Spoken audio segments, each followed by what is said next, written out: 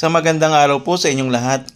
Muli magkakaroon tayo ng pagbasa mula sa Aklat ng Mga Awit, Kabanata 5, talatang 1 hanggang 12. Talatang 1. Dinggin mo ang aking mga salita, O Panginoon. Pakinggan mo ang aking panaghoy. Talatang 2.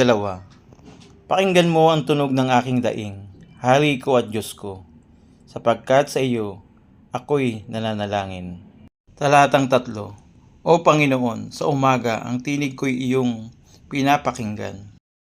Sa umaga'y naghahanda ako para sa iyo at ako'y magbabantay. Talatang 4. Sapagkat ikaw ay hindi isang Diyos na nalulugod sa kasamaan. Ang kasamaan ay hindi mo kasamang naninirahan. Talatang 5. Ang hambog ay hindi makakatayo sa iyong harapan. Kinapupuotan mo ang lahat ng mga gumagawa ng kasamaan. Talatang 6. Iyong lilipulin sila na nagsasalita ng mga kasinungalingan. Kinasusuklaman ng Panginoon ang mamamatay tao at manlilinlang. Talatang 7.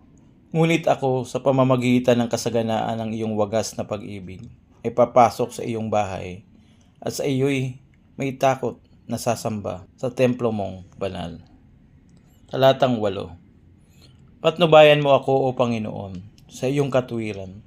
Dahil sa aking mga kaaway, tuwirin mo ang iyong daan sa aking harapan. Talatang 9. Sapagkat walang katotohanan sa kanilang bibig, ang kanilang puso ay pagkawasak. Ang kanilang lalamunan ay isang bukas na libingan. Sa pamamagitan ng kanilang dila ay nanglilinlang. Talatang 10. O Diyos, ipapasan mo sa kanila ang kanilang pagkakasala. Sa kanilang sariling mga balak ay hayaan mong mabuwal sila. Dahil sa marami nilang mga pagsuway, sila'y iyong palayasin, sapagkat silang laban sa iyo ay suwail. Talatang 11. Ngunit hayaan mong magalak ang lahat ng nanganganlong sa iyo. Hayaan mo silang umawit sa kagalakan, at sila naway ipagsanggalang mo upang dakilain ka ng mga umiibig sa pangalan mo. Talatang 12.